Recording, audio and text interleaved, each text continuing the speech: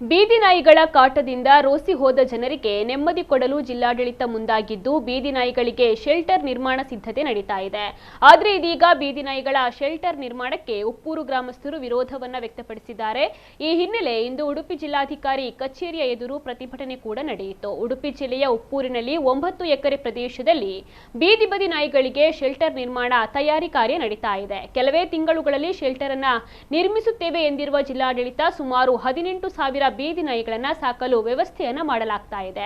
ಈ ಬಗ್ಗೆ ಆಕ್ರೋಶವನ್ನ ವ್ಯಕ್ತಪಡಿಸಿದ ಪ್ರತಿಭಟನಾಕಾರರು, ನಮ್ಮೂರಿಗೆ ಬೀದಿ ನಾಯಿ ಶೆಲ್ಟರ್ ಬೇಡ, ಅಭಿವೃದ್ಧಿಗೆ ಹಿನ್ನಡೆಯಾಗುತ್ತದೆ. ಉಪ್ಪೂರು ನಗರ ಪ್ರಾಧಿಕಾರದಿಂದ ನೋಟಿಫೈಡ್ ಆಗಿದೆ. ಊರಿಗೆ ಬರಬೇಕಾಗಿದ್ದ ವಿಶ್ವವಿದ್ಯಾನಿಲಯ ಉಪವಿಭಾಗ ಕೂಡ ರದ್ದಾಗಿದೆ. ಗ್ರಾಮ ಪಂಚಾಯತ್ಗೂ ಯಾವುದೇ ರೀತಿಯ ಮಾಹಿತಿಯನ್ನ ನೀಡಿಲ್ಲ.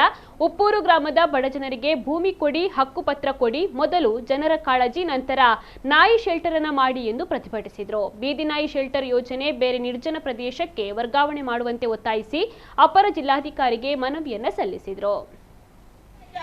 ಅಲ್ಲಿ ಒಂದು ದೇವಸ್ಥಾನ ಸಹ ಇತ್ತು ಅಂತ ಹೇಳುವುದಕ್ಕೆ ಕೆಲವೊಂದು ಪುರಾವೆ ಸಾಕ್ಷಿಗಳು ಸಹ ಇದೆ. ಇಂದು ಉಪ್ಪೂರು, ಹಾವಂಜೆ, ಆರೂರು ಜನತೆ ಒಟ್ಟುಗೂಡಿಸಿಕೊಂಡು ಈ ಒಂದು ಪ್ರಚಾರವಾಗ್ತದೆ.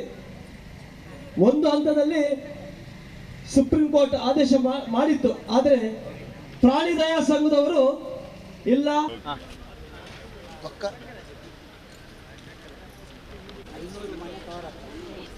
ಎಲ್ಲ ಮಾಹಿತಿಗಳು